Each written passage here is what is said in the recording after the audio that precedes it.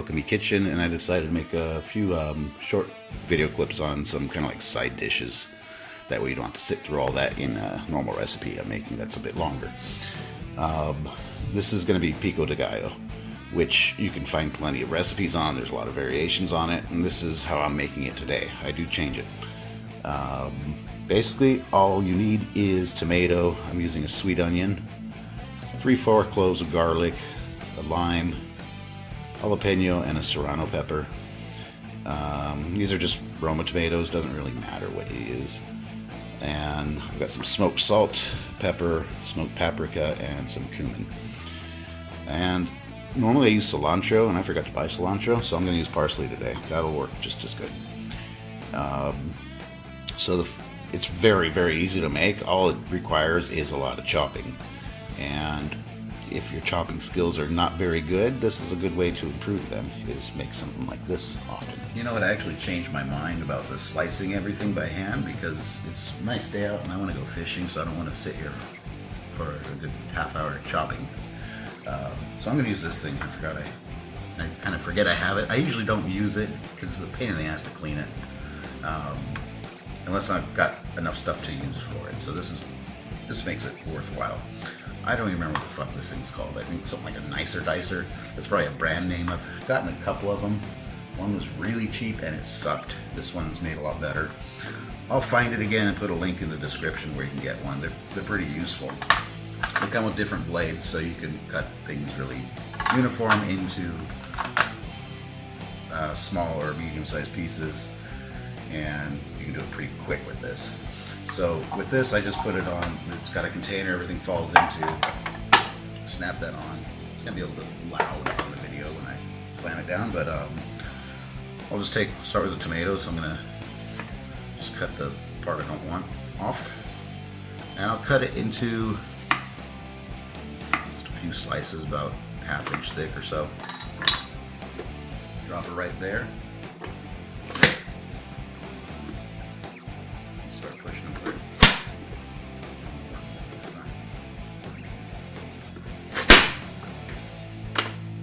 And as you can see, it's doing the work for me pretty quick. I'll make really quick work of these tomatoes this way.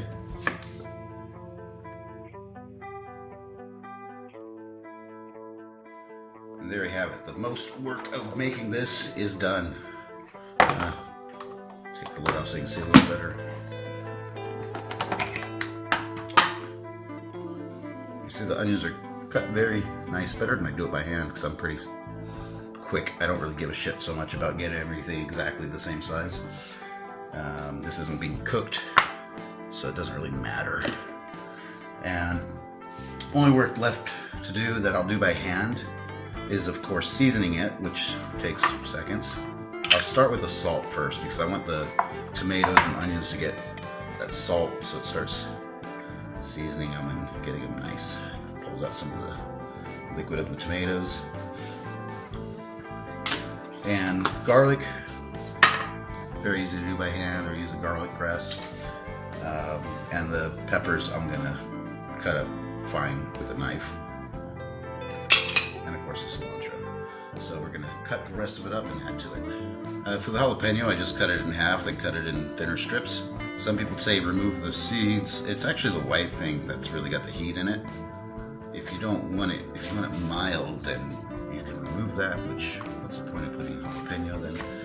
Well, okay, you get flavor.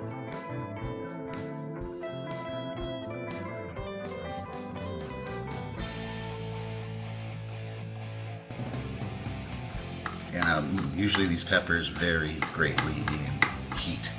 So if you're not sure, just take a small bite out of it first and see how hot it is. Then you know how much to add. I went ahead and added another tomato to my mix too, because that's one, as you go, you can just kind of look at the ratio of how much red to white with the onion. So it looked like you could use a bit more tomato.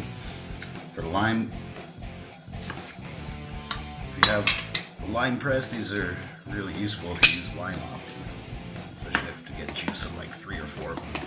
But here's a couple tips for that.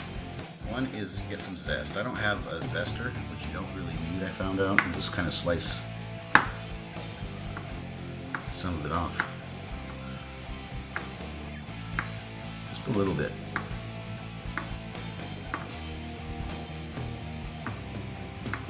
Try to just get the very skin of it so you're not getting that white bitter stuff.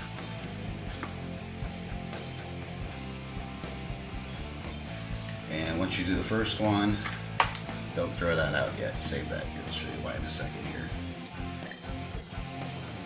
Actually, I'll show you right now. Put that back in there and put the new one on top of it. You'll get a lot more juice out of it this way.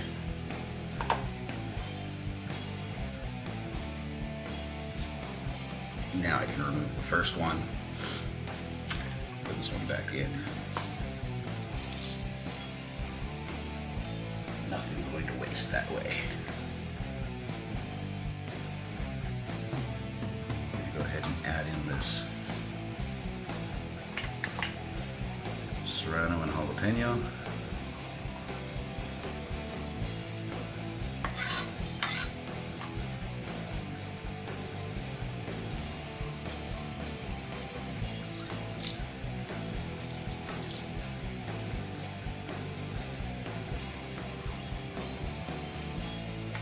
So this is where you start seasoning it. I gotta still do the parsley, which I don't really care so much about pulling all the leaves off the stems. I just get the big parts of the stems off.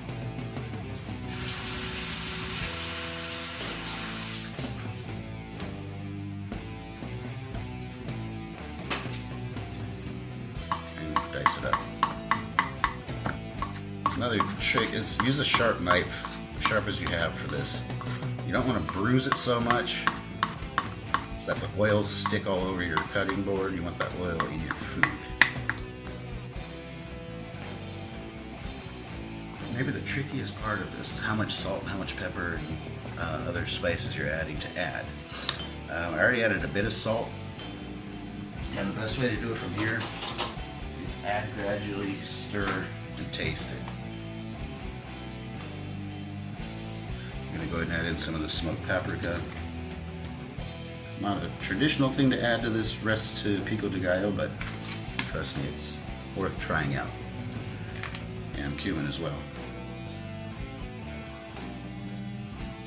I didn't put so much salt. I think I already know I can add a little bit more. And if if you fuck it up and add too much salt or something, just throw in another tomato, another onion, whatever. That should balance it out. But like I said, the safest way is just give it a taste test every once in a while as you're mixing in everything.